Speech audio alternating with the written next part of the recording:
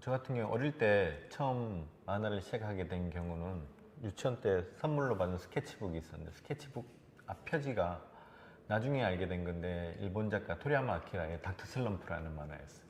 그래서 거기에 나오는 한 장면이 되게 마음에 들어가지고 나도 저런 그림을 그려야 되겠다 라고 생각해서 저런 그림 그리려면은 어떤 사람이 돼야 되는가 알아보니까 만화가가 되는 저런 그림 그릴 수 있겠다라고 생각해서 저도 이제 커가면서 중학교, 고등학교 때도 계속 만화를 보고 또 일본 만화도 많이 접하고 그랬지만은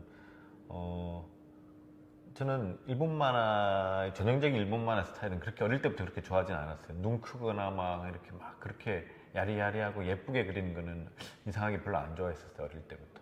그래서 그렇게 자라다 보니까는 대학교가 올라와서 이제 여러 나라 만화들을 많이 접하게 됐어요. 뭐 한국에 같은 경우에는 일반 프로 만화가들, 이제 유명한 만화가들 말고도 좀 언더에 계시는 만화가들도 좀 알게 되고, 그 다음에 프랑스 만화라든지, 뭐 미국 만화라든지, 세계나 여러 나라. 그리고 또 전공을 서양학과를 대학교에서 파인아트를 전공했기 때문에, 그러면서 이제 서양화라든지 동양화라든지 여러 가지를 보다 보니까는 자연스럽게 만화적인 것들도 좋아하지만은 또 제가 또 좋아하는 스타일이 또 사실적 리얼리즘 그림을 좋아했기 때문에 일본 만화랑 리얼리즘 만화랑 이렇게 막 섞여 보다 보니까 지금의 만화 스타일이 된 것 같은 느낌입니다.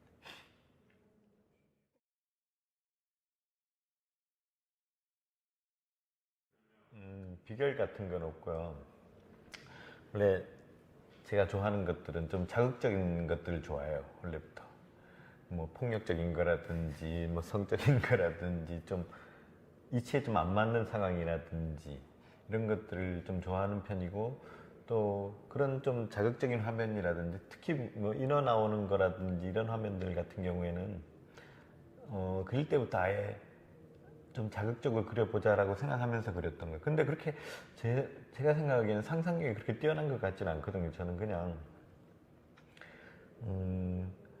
막 새로운 걸 창조해내는 것들 능력은 저도 그렇게 별로 없는 것 같아요. 근데 그냥 현실에 있는 것 같고 어떻게 잘 버무리는 것 같아요. 그래서 대만에 있는 작가들이라든지 만화는 이렇게 저는 솔직히 접해본 적이 거의 없기 때문에 그래서 어떻게 그리고 어떻게 하는지는 아직 잘 몰라서 잘 모르지만 그래도 아마 상상력이 발달하는 방법 하여튼 자기가 뭐 시각적으로도 많이 보고 많이 듣고 많이 경험하는 게 가장 좋지 않을까 싶어요. 그걸 바탕으로 자기 생각을 좀 더 덧붙여가지고 화면을 꾸미는 훈련이 좀 더 필요하면은 훈련이 되면 아마 좀 더 재미나고 그런 환경을 그림 그리지 않을까 싶어요.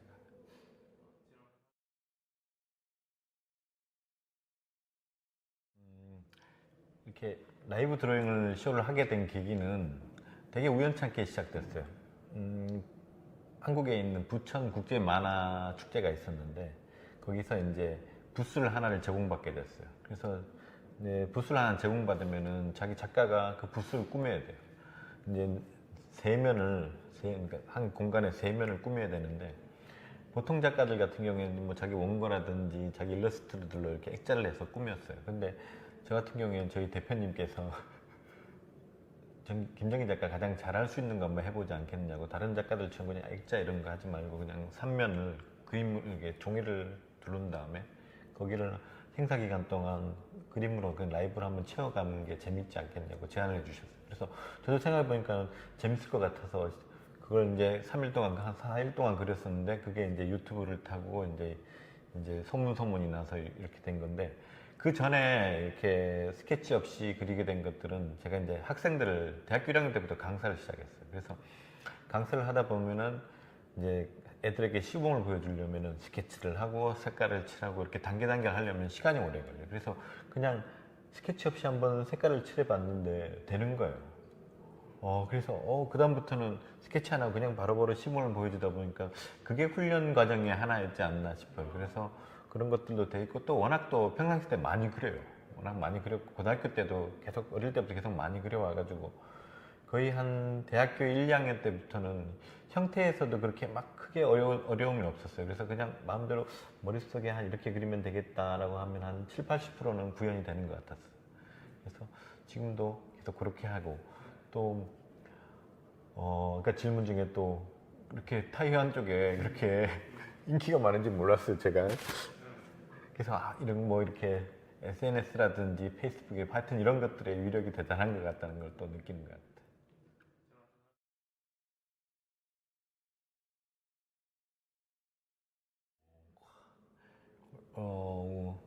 당연히 존경하는 작가는 많죠. 한국 작가들도 계시고 또 일본이나 프랑스나 미국 작가들 여러분들이 많은데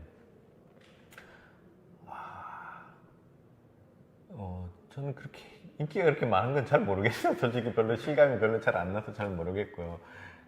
그렇게 나서에서 어떤 작가를 들고 음, 그렇게 제가 생각하는 유명한 작가들 반열에는 오르려면 아직 한참 멀은 것 같고 그냥 아직까지는 이렇게 제가 갖고 있는 작은 재주로 약간 유명해진 것 같은데 그래도 조금 더 유명해지려면은 자기 작품들이 좀 더 많이 쌓여야 될 것 같고 그리고 또 작품 활동도 더 많이 해야 될 것 같은데 제가 좋아하는 작가들 뭐 제가 존경하는 작가들은 지금 살아계신 분들도 있고 돌아가신 분들도 계신데 그래도 그분들하고 비교하기에는 아직 한참 뭐 안 되는 것 같고 그래서 그분들하고는 또 그나마 그래도 좀 그분들한테 명함이라도 좀 내놓을 정도 되려면 그래도 자기 원고 작품이라든 자기 타이틀을 갖고 있는 작품들이 좀 더 쌓여야 되지 않겠나 싶어요.